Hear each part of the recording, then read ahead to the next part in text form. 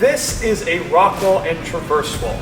Now, unlike climbing, you don't need to be an expert boulderer to be good at traverse walls in Ninja. You do need to understand the basic principles of certain fundamental rock climbing techniques. For example, the biggest one is going to be hips close to the wall.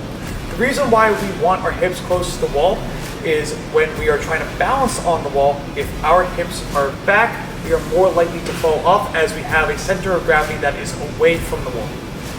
In addition, we want to make sure that our foot placement is very clean. Most people, when they first start out, will step on a small foot chip with their foot onto the side.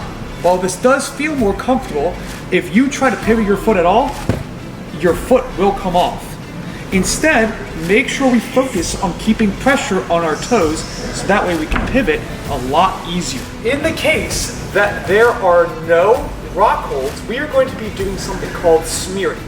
Smearing is referred to placing the sole and tippy toe of your foot against the rock wall to get pressure from the rock wall in order to continue traversing across. Now, let's get a demo from Coach Isabella from going from the beginning to the end of the traverse wall. See how she uses each different technique to get from one end to the other.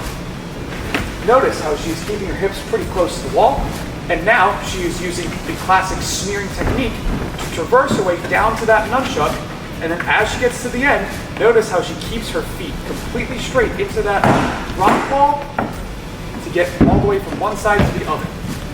Great job, Coach Isabella. Common mistakes are kids will not be looking at their feet and instead will be looking at their hands. So when they are traversing across, their foot completely slips off because they don't know what they're doing there. The athlete should always be focused on their foot placement in order to get across a traverse wall. Other common mistakes are they have their hips all the way out here. So when I'm trying to go here, my hips cave out and therefore my core is untight and I will fall off the rock wall because I'm not super stable. We want to pretend like we're a starfish.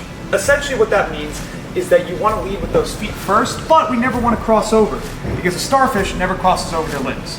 Similarly, we do not want to cross over our arms or our legs, but we always want to lead with our feet first while making sure that our hips are close to the wall and that we're leaning slightly back.